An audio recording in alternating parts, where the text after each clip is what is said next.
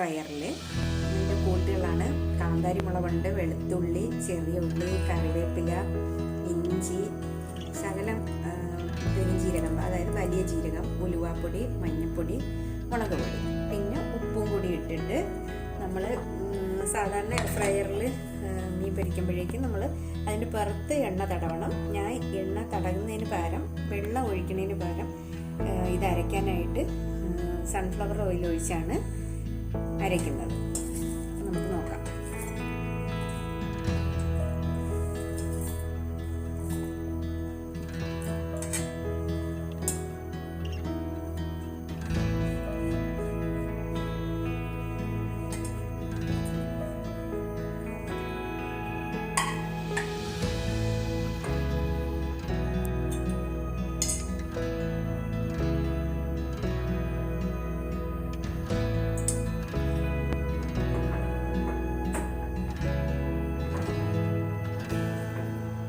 ആവശ്യത്തിനുള്ള ഉപ്പ് കൂടി ഇട്ട് കൊടുത്തിട്ട് അരച്ചിട്ട് വരാം. നമ്മൾ അരച്ചെടുത്തിട്ടുണ്ട്. ഇട്ടിക്കുളി മണമാണ്, മയണൈസിൻ്റെ ഒക്കെ ഒരു മണം വരുന്നുണ്ട്. ഫുള്ള് നമ്മളിത് പുരട്ടി വേഗം കുറച്ച് നേരം വെച്ചേക്കണം. എന്നിട്ട് നമുക്ക് പൊരിക്കാം. ഇത് നമുക്ക് കളയാം കേട്ടോ. ഇട്ടേക്കാം. കുറച്ച് നേരം ഒരു 10-15 മിനിറ്റ് നമുക്ക് വെയിറ്റ് ചെയ്യാം. എത്ര സമയം വെച്ചിരുന്നിട്ട് ഒരു അരമണിക്കൂറൊക്കെ വെച്ചിരുന്നാൽ കുറച്ചുകൂടെ നല്ലതാണ്. എയർ ഫ്രയർ റീഹീറ്റ് ചെയ്യാം.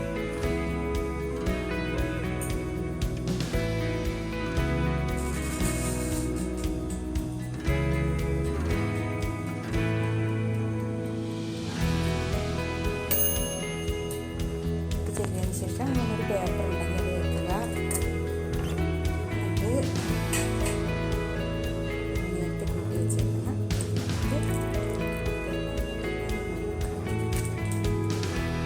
കുറച്ച് ഗ്രേവി വെച്ച് കൊടുക്കാം. ഇതിൻ്റെ കണ്ണൊക്കെ ഇങ്ങനെ അടച്ചു.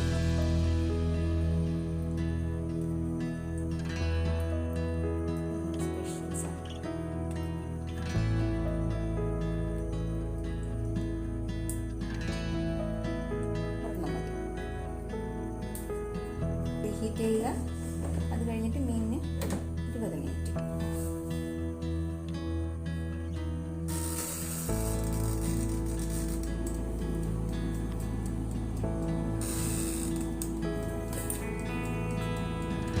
കഴിഞ്ഞ് ഓഫായിരിക്കുന്നു. ഇനി നമുക്കിതിനെ ഒന്ന് തിരിച്ച് വെക്കാം.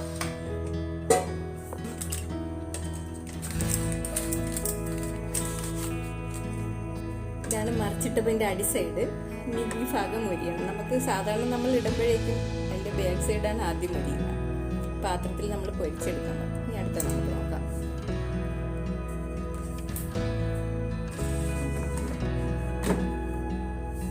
ഇത് നമ്മൾ 20 മിനിറ്റ് വയ്ക്കണം.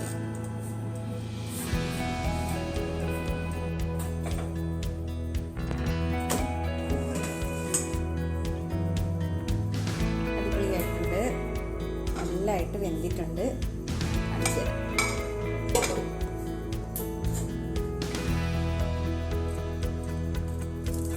കണ്ടോ?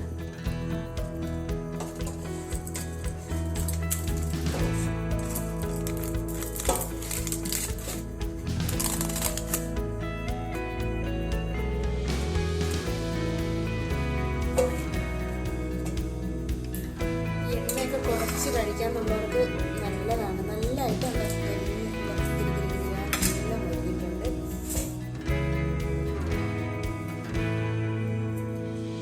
ടാറ്റാ.